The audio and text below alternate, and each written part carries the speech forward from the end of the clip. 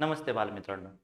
चौथी स्कॉलरशिपमधील गणित या विषयातील संख्याज्ञान हा आपला घटक सुरू आहे आणि त्यापैकी विषम संख्येबद्दल आपण चर्चा करणार आहोत.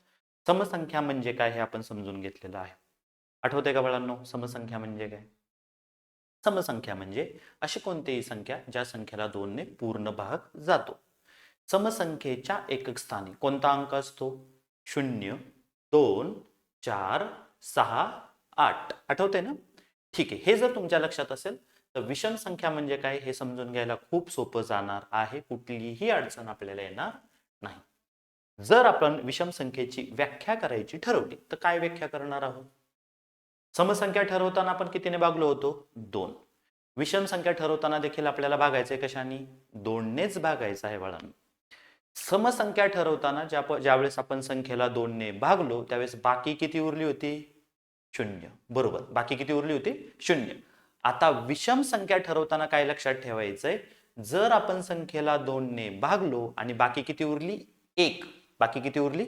1. 1 जर बाकी उरत असेल तर त्या संख्येला आपण विषम संख्या असं म्हणतो. इंग्लिशमध्ये त्याला ऑड नंबर, त्या संख्येला ऑड नंबर असं म्हटलं जातं. काय समजून घेतोय आपण? विषम संख्या म्हणजे काय? विषम संख्या म्हणजे काय, जिला इंग्लिशमध्ये आपण काय म्हणणार आहोत? ऑड नंबर असं म्हणणार आहोत. Odd number. ठीक आहे. समसंख्येला जर आपण 2 ने भागलं, एखाद्या संख्येला आपण 2 ने भागलं आणि बाकी किती उरली? 0, तर ती झाली समसंख्या. हे आपण समजून घेतलं.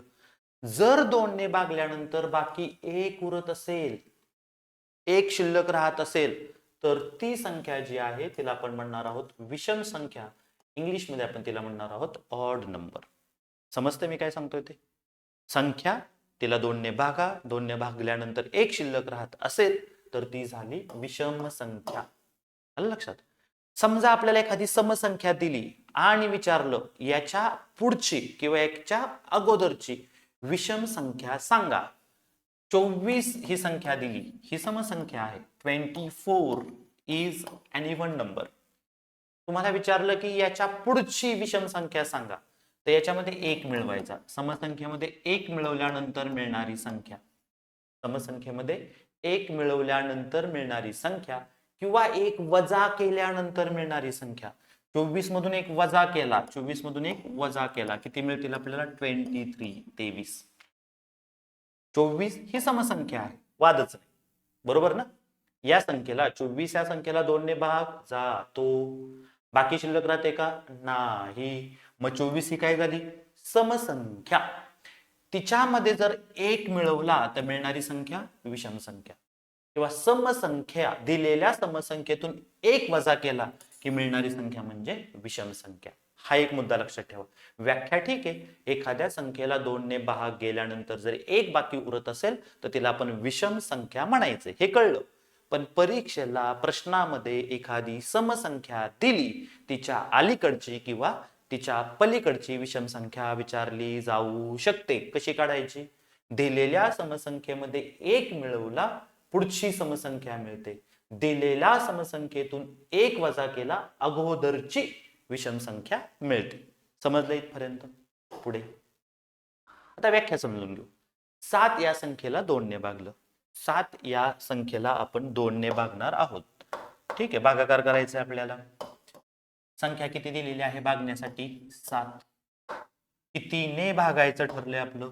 2 ने भागायचं ठरलंय. कितीने भागायचं ठरलंय? 2 ने भागायचं ठरलंय. 7 या संख्येला 2 ने भागलं.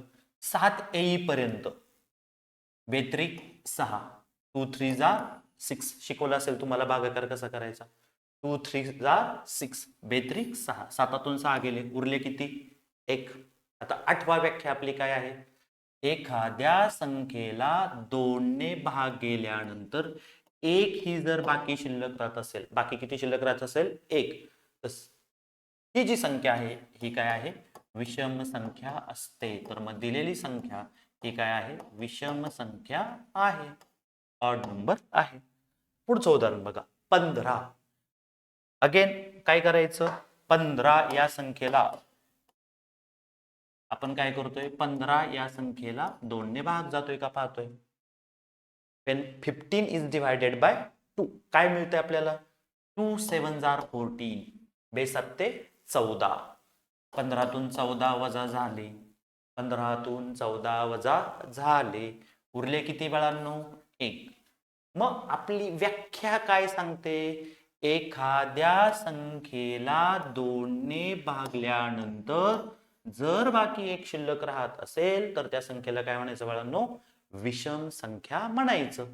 समजलंय का? ठीक आहे. मग आपल्याला जो प्रश्न विचारला होता की 15 सम आहे का विषम आहे, तर 15 ही संख्या काय आहे? विषम संख्या आहे. पुढे 23च्या बाबतीत तेच. 11 दुने 22, 2 ने भागलं तर उत्तर मिळणारे 11 आणि एक शिल्लक राहणारे, ही सुद्धा काय आहे? विषम संख्या आहे. तर पुढचं जे उदाहरण आहे त्याच्यामध्ये 8 दिलेला आहे. 8 या संख्येला 2 ने भागू. 8 या संख्येला 2 ने भागू. बेचोक 8. बेचोक 8. 2 4 जार 8. 8तून 8 गेले 0. बाकी किती शिल्लक राहिली? 0. एक बाकी उरली का? नाही. बरं, आपण काय शिकलोय? एखाद्या संख्येला 2 ने भागल्यानंतर जर बाकी 0 राहत असेल तर ती संख्या काय असते? समसंख्या असते. तर 8 ही काय आहे? समसंख्या आहे. विषम संख्या नाहीच मुळी. सो ओव्हरऑल काय लक्षात आलं बाळांनो तुम्हाला? काय लक्षात आलेलं आहे? एखाद्या संख्येला 2 ने भागल्यानंतर जर बाकी एक शिल्लक राहत असेल तर त्या संख्येला आपण विषम संख्या असं म्हणणार आहोत. जसं आपण एक ट्रिक लक्षात ठेवली होती. प्रत्येक वेळेस आपण 1 ने भाग जातोय का नाही, हे भाग 2 ने भाग जातोय आणि एक बाकी शिल्लक राहते, हे बघत बसणार नाही. बरोबर आहे ना? आपण समसंख्येच्या वेळेस एक ट्रिक लक्षात ठेवली होती. एकक स्थानी, संख्येच्या एकक स्थानी किती असेल? 0, 2, 4, 6, 8 याच्यापैकी काहीतरी असलं पाहिजे. हे जर नसतील आणि दुसरं कोणतरी, दुसरं कोण म्हणजे 1, 3, 5, 7, 9 हे लक्षात ठेवा. 1, 3, 5, 7, 9. 1, 3, 5, 7, 9. 1, 3, 5, 7, 9. 1, 3, 5, 7, 9. 1, 3, 5, 7, 9 हे जर एकक स्थानी असतील तर ती संख्या काय असणार आहे बाळांनो? विषम संख्या असणार आहे. हे तुम्हाला लक्षात ठेवायचे. कोणकोणते अंक लक्षात ठेवायचे? 1, 3, 5, 7, 9 हे अंक कुठं पाहिजे? त्या संख्येच्या एकक स्थानी पाहिजेत. कुठं पाहिजेत? एकक स्थानी पाहिजेत. एखाद्या संख्येच्या एकक स्थानी यापैकी कुठलाही अंक दिसला, यापैकी म्हणजे कोणत्यापैकी? 1, 3, 5, 7, 9 पैकी कुठलाही अंक दिसला की ती संख्या कोणली झाली? विषम संख्या, ऑड नंबर. उदाहरण पहा. इथे 7 किती आहे? एकक स्थानी 7. 15. 15 या संख्येच्या एकक स्थानी युनिट प्लेसच्या जागेवर कोण आहे? 5. म्हणजे ही संख्या काय झाली? विषम संख्या झाली. ठीक आहे. पुढचा अंक बघा. 49 49 या संख्येच्या युनिट प्लेसवर कोण आहे? या संख्येच्या एकक स्थानी 9 आहे. 9 ही आपल्या यादीत आहे का? आहे. 1, 3, 4, 5, 7, 9 म्हणजे ही काय झाली? विषम संख्या झाली. 38. What about 38? 38 या संख्येबद्दल काय मत आहे तुमचं? 1, 3, 5, 7, 9 पैकी कोणीतरी आहे का एकक स्थानी? नाही. कोणापैकी आहे? 0, 2, 4, 6, 8 पैकी 8 म्हणजे ही संख्या काय आहे? समसंख्या आहे. विषम संख्या नाही. चला पुढे जाऊया. ही यादी जसं आपण समसंख्येची यादी बघितली होती तशीच विषम संख्येची यादी एकापासून सुरू होते आणि पुढचा अंक मिळवण्यासाठी 2 मिळवायचे. किती मिळवायचे? 2. समसंख्या दिलेली असेल तर 1 मिळवायचा किंवा 1 वजा करायचा. ते वेगळं बरं का, कन्फ्यूज होऊ नका. विषम संख्याच दिली तिच्या पुढची विषम संख्या 2 मिळवा. विषम संख्याच दिली तिच्या पुढची विषम संख्या 2 मिळवायची. समसंख्या दिली तिच्या पुढची विषम संख्या मिळवायची, 1च मिळवायचा. 3 ही विषम संख्या, तिच्या पुढची 2 मिळवा, 5. 5च्या पुढची विषम संख्या 2 मिळवा, 7. आता समजा 23 तुम्हाला विचारलं 23 या संख्येनंतरची पुढची विषम संख्या. 23 नंतर मिळणारी पुढची 2 मिळवायचे. अगोदरची 2 वजा करायचे. 23 मधून 2 गेले 21. असाही प्रश्न येईल. 23 नंतरची लगतची समसंख्या, नंतरची लगतची समसंख्या. 1 मिळवलं तर समसंख्या, 2 मिळवले तर विषम संख्या. 1 मिळवलं विषम संख्येमध्ये 1 मिळवला तर कोण? समसंख्या. 2 मिळवले तर विषम संख्या. 43, तुम्हाला असं विचारलं की 43च्या अगोदरची विषम संख्या. विषम संख्या काढायची असेल तर 2 वजा, अगोदरची वजा, नंतरची अधिक, अगोदरची वजा, नंतरची अधिक, विसरायचं नाही. ठीक आहे. 50 पर्यंत किती विषम संख्या आहेत? एकूण 25 विषम संख्या आहेत. 100 पर्यंत विचारलं तर 50. ठीक आहे. आता काही महत्वाचे मुद्दे चुकायचं नाही. सर्वात लहान विषम संख्या विचारली, सर्वात लहान सम संख्या पाठ केली तुम्ही 2, बरोबर. मग सर्वात लहान विषम संख्या 1. मग मूळ संख्या आहे का? तर नाही. 1 ही संख्या मूळ संख्या मानली जात नाही. आलं लक्षात? हे पण एक महत्वाचा मुद्दा लक्षात ठेवा. त्याच्यानंतर समसंख्या झाली की त्याच्यानंतर येणारी संख्या विषम, विषम नंतर सम, सम नंतर विषम, सम नंतर विषम, विषम नंतर सम. हा क्रम लक्षात ठेवायचा. आलटून पालटून येतात. सम आला की सम नंतर विषम, विषम नंतर सम, असं आलटून पालटून येतं.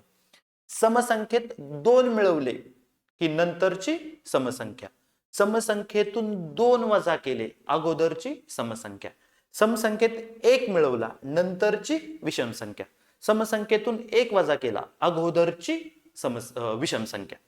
लक्षात येते मी काय सांगतोय ते? परत एकदा सांगतोय, परीक्षेत असा प्रश्न तयार झाला तर तुम्हाला उत्तर लिहिता आलं पाहिजे. पहा, नीट लक्ष द्या. समसंख्या तुम्हाला दिलेली असेल प्रश्नामध्ये. प्रश्नामध्ये दिलेली संख्या काय असेल? समसंख्या असेल. उदाहरणार्थ आपल्याला 46 हा अंक दिलेला आहे. 46 हा नंबर आपल्याला दिलेला आहे. एक लक्षात ठेवायचं, जर याच्यात 1 मिळवला, जर याच्यात 1 मिळवला, जर याच्यात 1 मिळवला, 1 मिळवल्यानंतर काय मिळालं आपल्याला? 47. काय मिळणार आहे आपल्याला इथे? 47. 47 काय मिळणार आहे आपल्याला? 47. काय आहे ही?